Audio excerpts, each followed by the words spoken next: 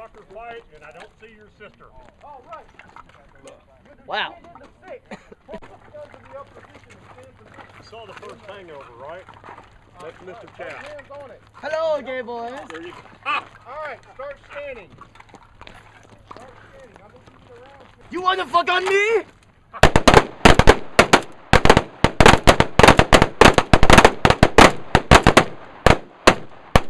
And Fight! all right, keep moving it. Do it.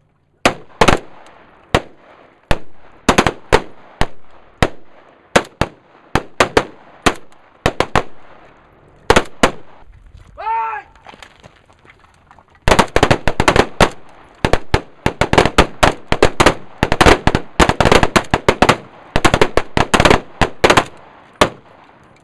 Start your skin. Fight!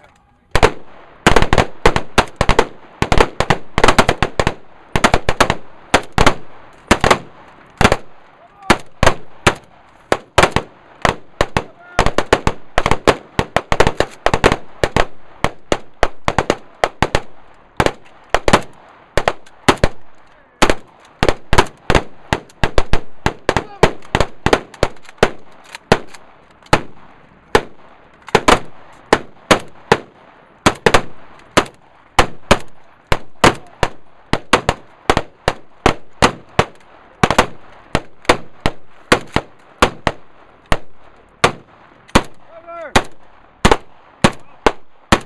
Drop it. Drop it. If it's covered, drop it. Get back up. Well, should we believe in the hype? Should we be ecstatic that there is a 100% American-made AK in the U.S.?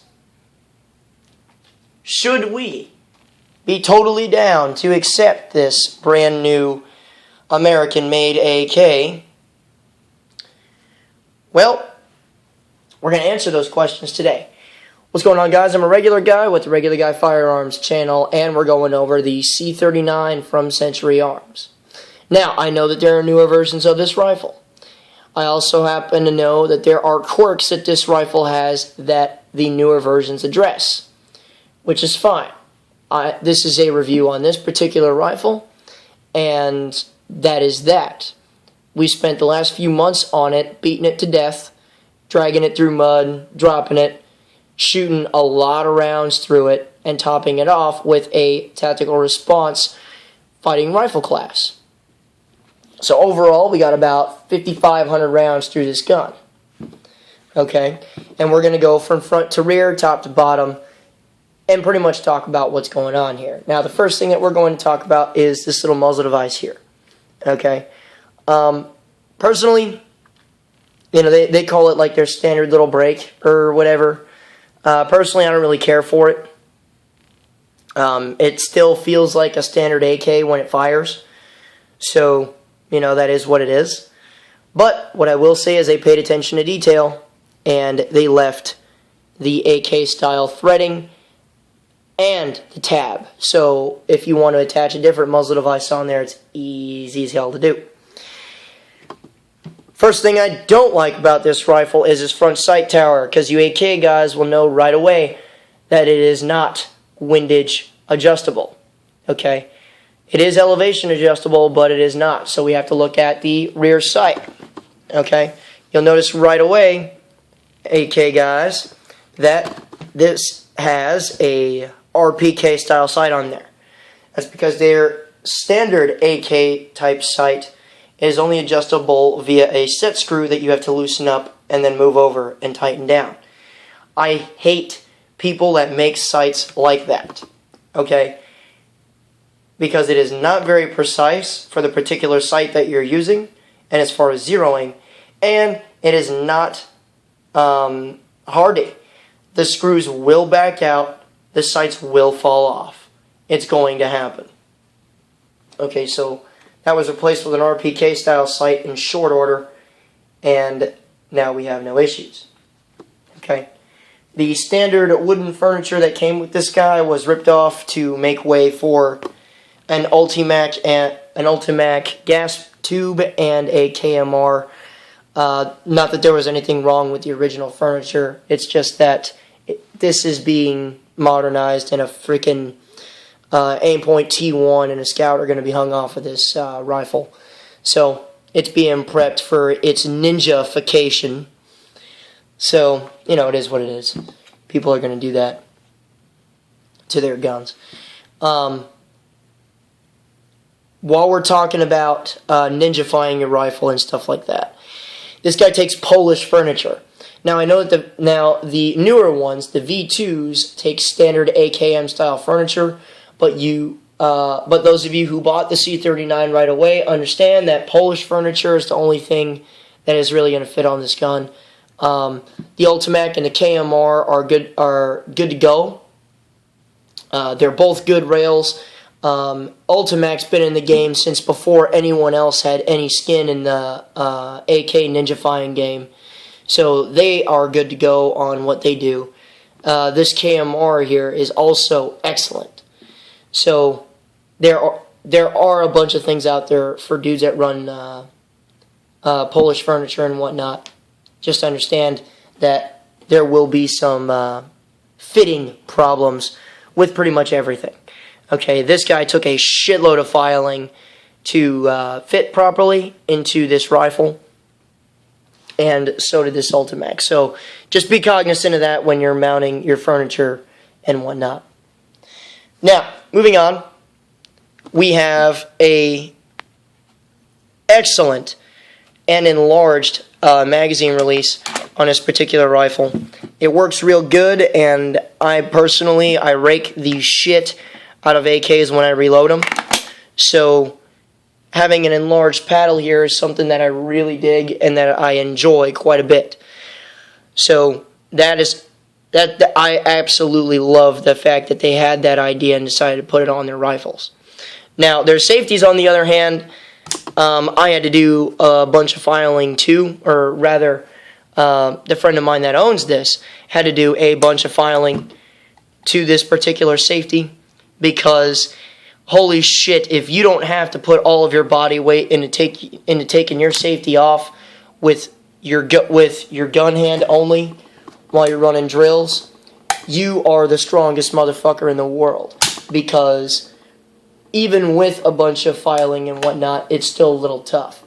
As the rifle comes stock, you have to body slam the damn thing to get the safety off with your middle finger. If you're doing like transitional work or whatever the hell, or just even snapping up on target and getting your safety off, it's a huge pain in the ass. So I highly suggest filing away some material on the inside of this safety to get it to work right for you, for those of you who do this a lot. Okay, now let's talk about something else. Okay, the stock length on this guy is a Warsaw length stock. Now, I personally dig this because it's got a good tactical length of pull, and I also dig it because shorter stocks work better with dudes that wear body armor and whatnot. I do wear body armor for drills and whatnot because I'm not out of the military yet. So until we stop invading countries loaded with terrorists, I am not going to stop working with body armor. So shorter stocks work better for me. Now, does it work better for you? That's 100% subjective, because there are dudes that have frickin' tree limbs for arms, so the longer stocks might work for you. Now, this stock wasn't changed because it had a shorter length on it, but for those of you who like the quote-unquote American length AK stocks, whatever the fuck that means, you may have to worry about a couple of things. Now, here's something we got to talk about, okay? Because I'm probably going to get some hate mail from this, but screw it. I figure I'd put this out kind of as a public service announcement. Okay, check this out. Okay, with the action on this rifle. Now, if I just sit there and kind of ride it forward, it pretty much locks itself to the rear. This is not a good thing. This rifle is not designed to do that. Okay? Now, why does it do that? The reason why it does that is because there is a tap code G2 trigger in here, and I'm going to show you why it does that. Now, if you look at this trigger, right, we're just looking at the hammer. You'll notice that there are some pretty sharp angles in there, okay? Now, there is a tap code G2 trigger in here, and for some reason, for a company that says that they are trying to do their best in the world, and for a lot of people that try to use Tapco as like the selling point to a lot of their AKs, they have not done any research apparently on AKs, period. Because this hexagonal stop sign shaped looking fucking hammer is stupid. All it does is hang up on the bolt and mud up the action. What's even worse is that the Tapco G2s are unsafe. Now, check this out. On more than one occasion with more than one friend of mine, we've shot these things. And on more than one occasion with more than one friend of mine, to include myself, after around 4-ish thousand rounds of shooting this thing high volume, these triggers die. And the first thing that they start to do is reset fire. Okay? Now, what do I mean by reset fire? Now, when we sit here and drop the hammer on an AK style rifle, okay, especially when you're in semi-auto, when you hold down the trigger, you can feel a reset. So, for instance, bang, gun cycles, and when the gun finishes cycling, you can get that reset. Now, after a certain number of rounds, these guns will fire instead of just resetting. Obviously, this is dangerous as shit. Okay? And since the C39s, Century has decided that they were not going to put Tapco G2s in their guns anymore. So this is a good thing. Okay? But the fact remains that the C39s still have G2s in them, so pay attention to this. So you can tell that this is the first time that did it 100% American-built AK. They've been doing a lot of work with the dudes at Tactical Response and stuff like that. You've seen Robski beat the shit out of these guns. I just want to be another source that tells you, yeah, there are a couple of things that annoy the shit out of me about this gun, just as it annoyed the shit out of a bunch of other people. That's why the V2s and whatnot exist. Okay? But even still, okay, is it a good gun? Did it survive the testing? All that crazy shit. Well, sort of is the answer to that question. Now, the reason why I say sort of is not because there was a functional breakdown in the weapon system itself. The rifle ran reliably. It shot accurately throughout the entire test. But we did break things. And we did dent shit. First things first is that the little rabbit here on this front sight post, this isn't a big deal, but we did manage to bend the shit out of that.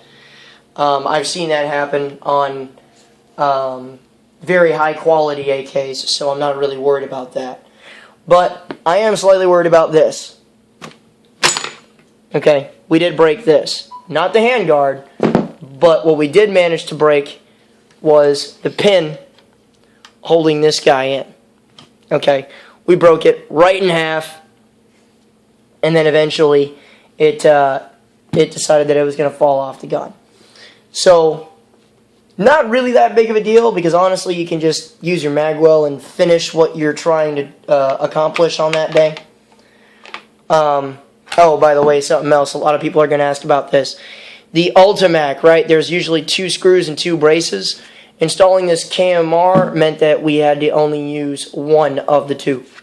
So, you know, big deal. But this doesn't really concern me too much. It doesn't concern me that they made an inferior quality part or whatever. Because shit happens, things break, especially when you're abusive to your equipment. Now, we had a lot of shit go down during this class. This is actually a really destructive class. So having a individual retaining lever break off is something that I'm not really concerned about. There's also questions about the operating rod in this AK and it having lightning cuts in it. It's not a big deal. There were no issues that were caused by that at all. And as I said, the gun ran just fine. I don't even know why the freaking cuts are in there. Maybe it was to smooth out the action or some shit. I don't know. But when it fired, it felt like a regular AK.